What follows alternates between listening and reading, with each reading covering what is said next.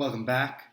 We'll continue our discussion of public speaking as derived from various cultural traditions by looking at these four U.S. traditions. These are traditions that can be found in the United States. Please keep in mind this is going to be a very, very quick look at each of these. Each of these could deserve a semester-long discussion, but I'm going to have to move quickly for the sake of time. My plan is to focus on just a few major concepts, themes, and practices from each of these. This is not at all comprehensive, not even close. But I want to give you a sense of what each of these things are. Hopefully you'll do some more reading on your own. This might spark some interests or passions that who knows where this will take you. I provided some links on Canvas for further reading about each of these. My hope is to inspire you, to encourage you to see yourself as part of a tradition and to think about some of these themes and concepts as you're doing your work throughout this semester. Okay, so let's begin. We're going to look at Afrocentrism, which is the centering of the experiences of people from African descent and African Americans. Asiacentrism, which is similarly the centering of the experiences and knowledge of people of Asian descent. Granted, they're very diverse Asian cultures, but this is going to center the experiences of Asian Americans generally. And Chicano rhetoric, we're going to take a look at that. The term Chicano might be unfamiliar to you. It is a term for Mexican Americans, and it's a term that comes out of the Chicano movement of the mid-20th century, when people working primarily in Southern California were seeking to create pride and appreciation of the Mexican American identity and some of the issues and knowledge that is derived from that position. And then lastly, I'm going to talk about Western rhetoric. I already defined what we mean by that, essentially the European tradition of public speaking. I'm going to take the first two in this video, and then I'll complete my lecture with Chicano and Western rhetoric in the next video. Let's begin with Afrocentrism.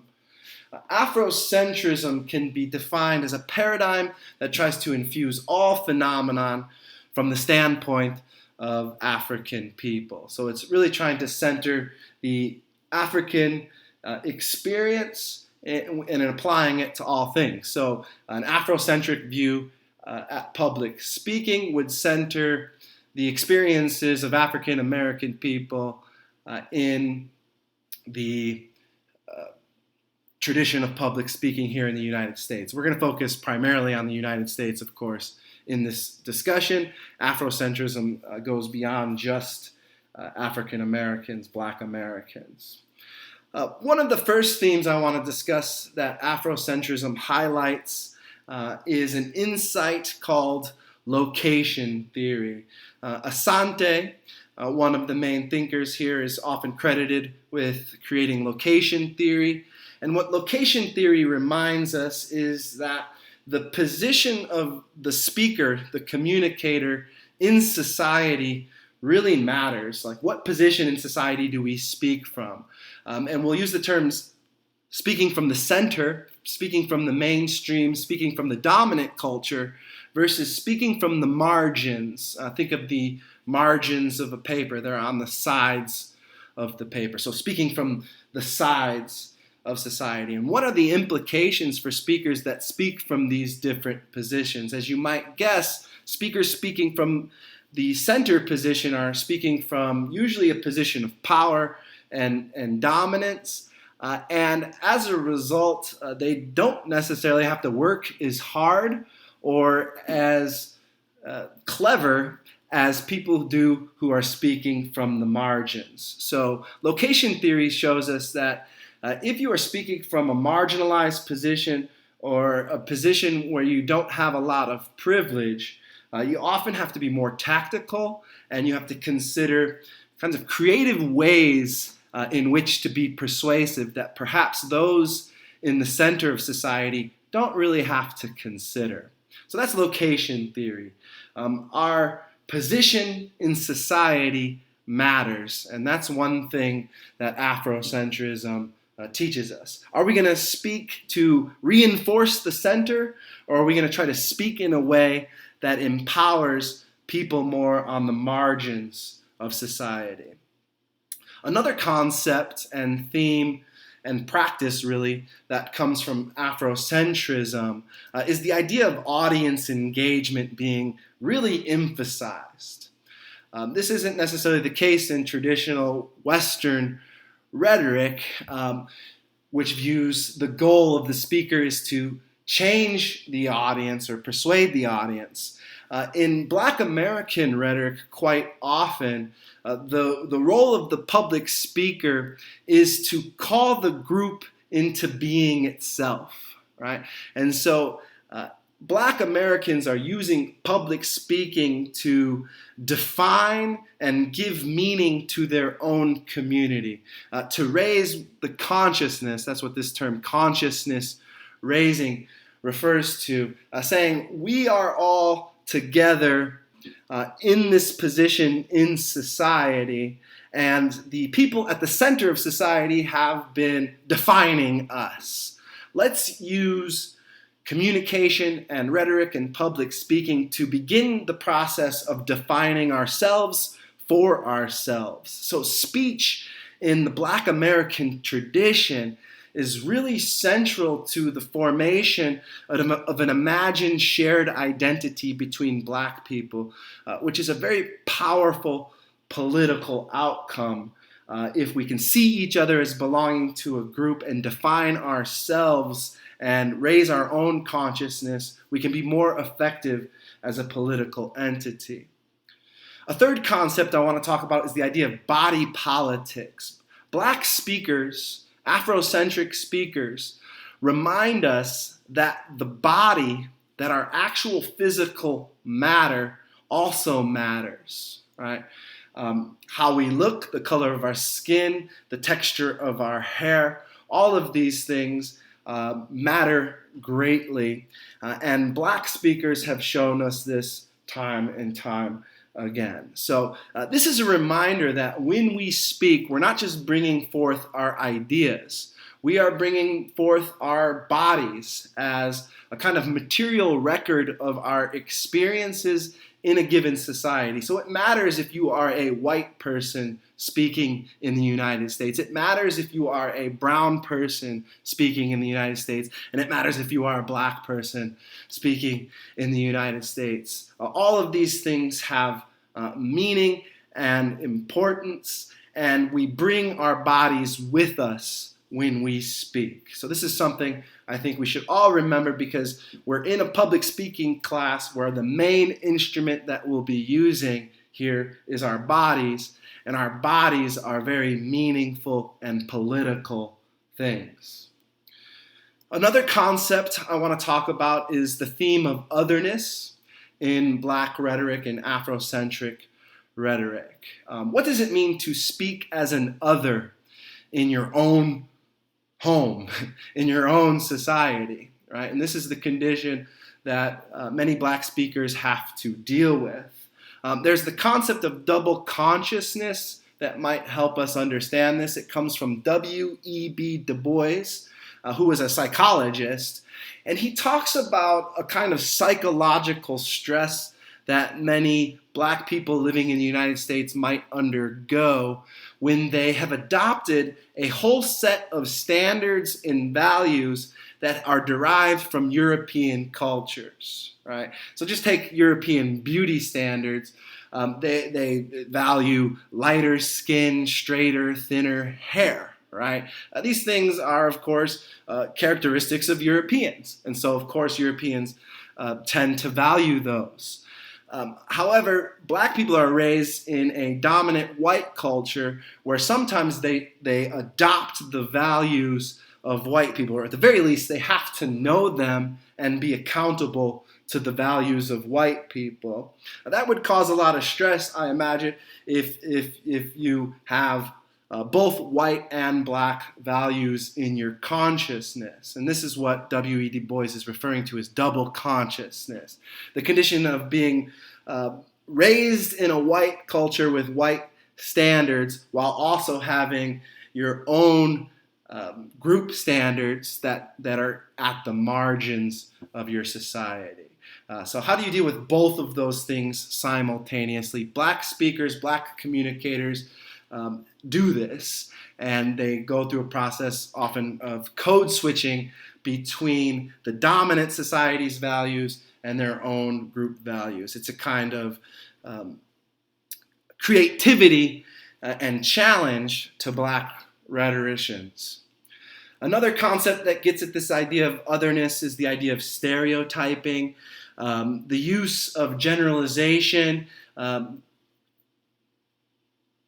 generalizing characteristics that we apply, we think of as belonging to a group as necessarily belonging to an individual in that group. Oftentimes those stereotypes are created by people speaking from the center as a way to marginalize or disdain people at the margins. So oftentimes black rhetoricians are in a position of having to deal with or at least counteract certain negative stereotypes that come from the center or the mainstream. So this is a challenge to black rhetoric, Afrocentric rhetoric. And the final concept that I want to bring up that comes to us from Afrocentrism and Black American rhetoric more particularly is the idea of signifying. And this comes to us from the great black rhetorician Henry Louis Gates. The idea of signifying, similarly to what I was talking about with double consciousness, when you've had your language taken from you and you've been given a kind of American Standard English that isn't the American Standard English that is spoken in your home, you feel like your own language isn't yours.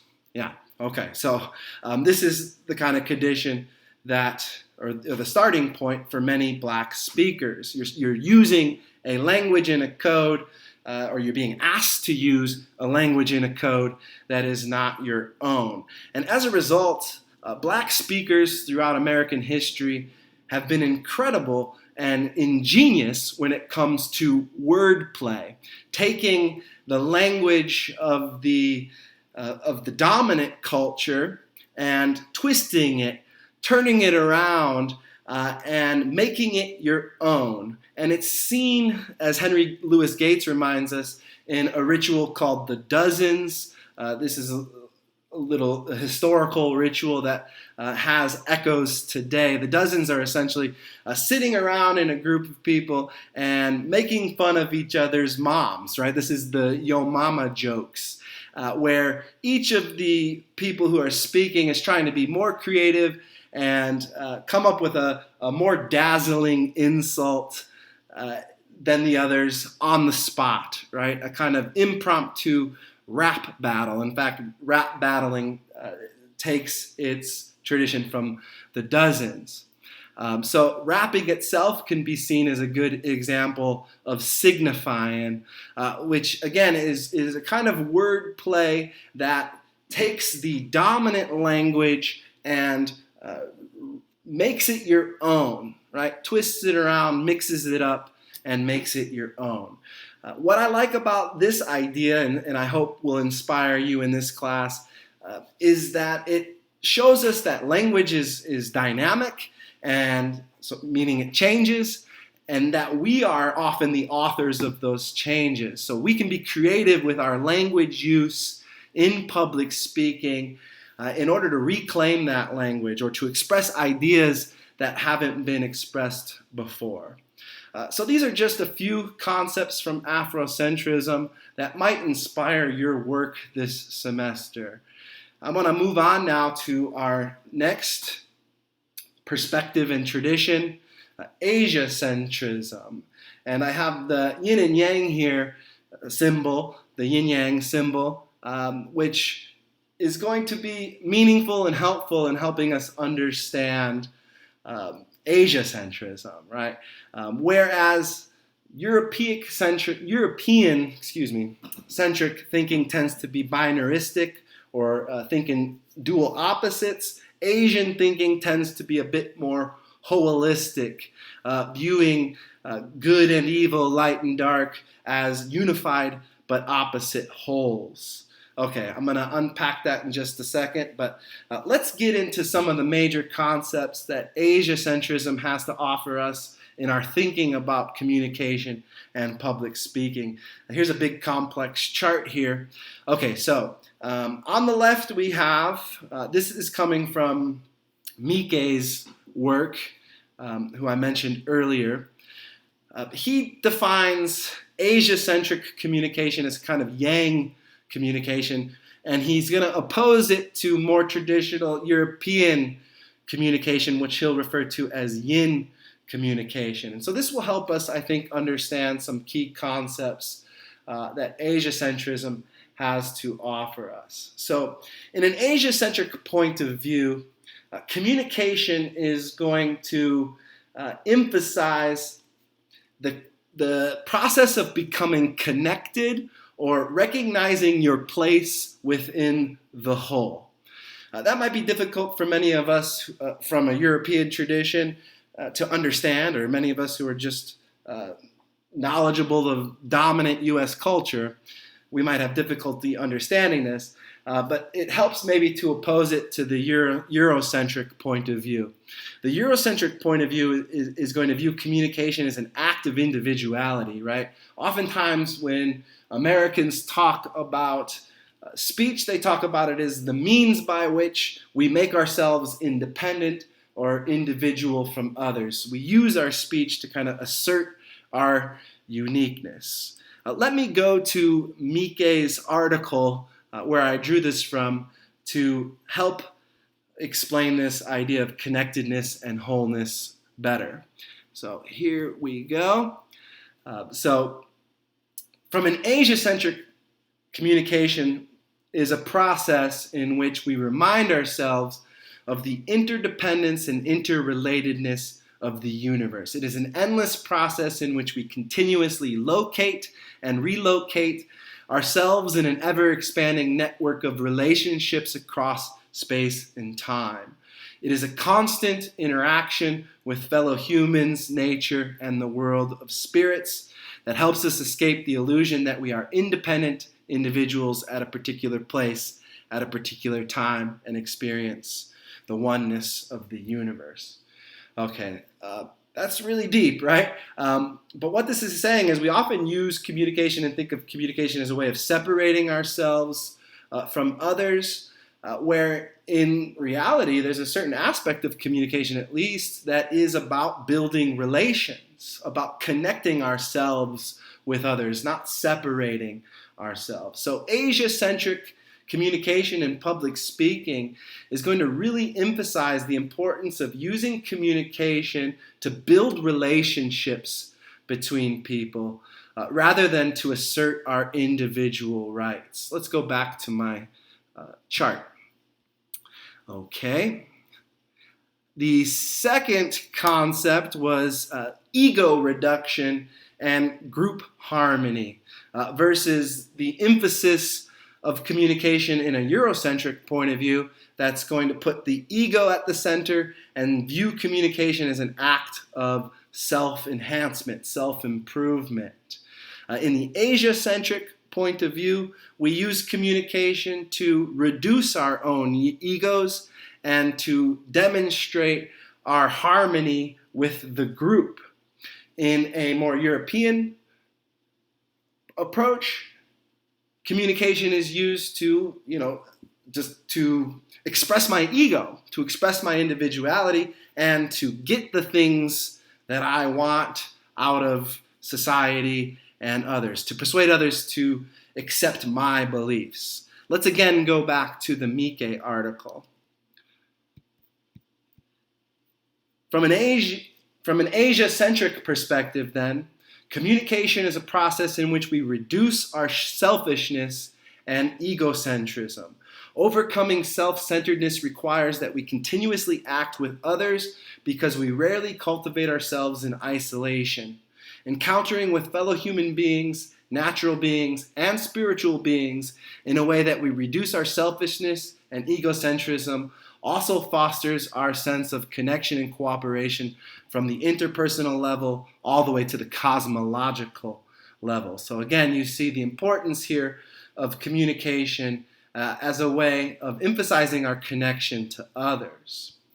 Going back, a third concept in Asia-centrism is the idea that communication is a process of emotional convergence with others, right? A process of kind of empathy with others. It is through communication that we learn the feelings, the suffering, the pleasures of others, right? So we're becoming emotionally converged or connected to others.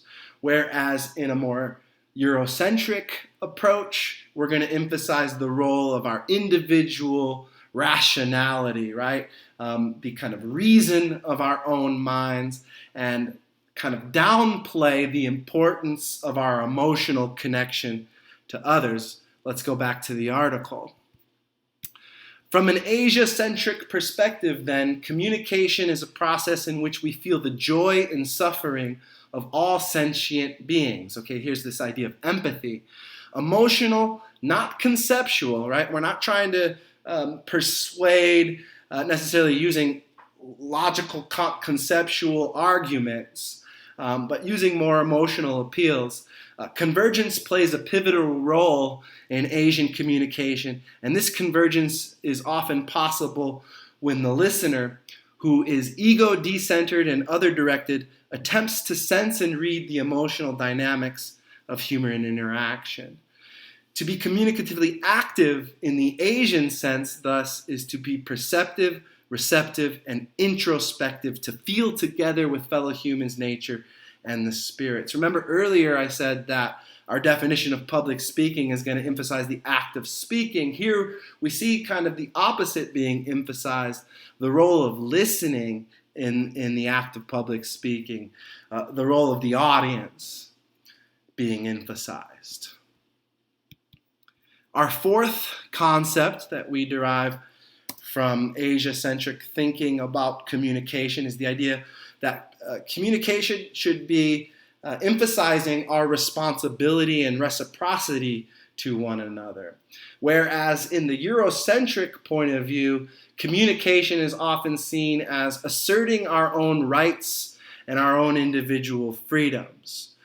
So again, in the Asia-centric point of view, we're going to emphasize communication as part of our role and responsibility to each other in society, right? We communicate to be reciprocal to one another, to serve one another, to be responsible to one another, rather than we use communication to assert our rights and freedoms. Again, we'll go back to the article. From an Asia-centric perspective, then, communication is a process in which we receive and return our debts to all sentient beings. This is the idea of responsibility. Okay. Finally, we're going to talk about the last concept on this chart, the idea that communication is a moral and spiritual act of creating harmony with the universe, versus a more European perspective that says communication is a practical tool that allows me to achieve my individual goals in order to accumulate material wealth, right, or to my material advantage. Okay, we oftentimes in American culture view communication as the means by which we get a job, or the means by which we persuade someone to buy something from us, right? An Asia-centric perspective is going to emphasize the role of communication in our morality and spiritual harmony. In Asian cultures, generally speaking, communication is positively evaluated when it attempts to actualize the moral integrity and harmony of the universe, while it is negatively evaluated when it aims to pursue our own individual interests. From an Asian perspective, then, communication is a process in which we moralize and harmonize the universe. Okay, I hope using this direct source here was helpful in understanding what to many of us is probably somewhat unfamiliar ideas. So in general, when we think of Yang communication, while it is talking about both speaking and listening, it's going to emphasize the role of listening in the communication act, whereas in the European-centric approach, we're going to emphasize the role of the speaker and almost neglect the listener or the act of listening and empathizing with others itself. Okay, it's going to view the role of communication is trying to convince other people through rational arguments, whereas the Asia-centric perspective is going to look at a more holistic, humanistic approach. Okay, so I'm going to stop the video here, and we're going to pick up with Chicano rhetoric in part 3, the final part of this lecture.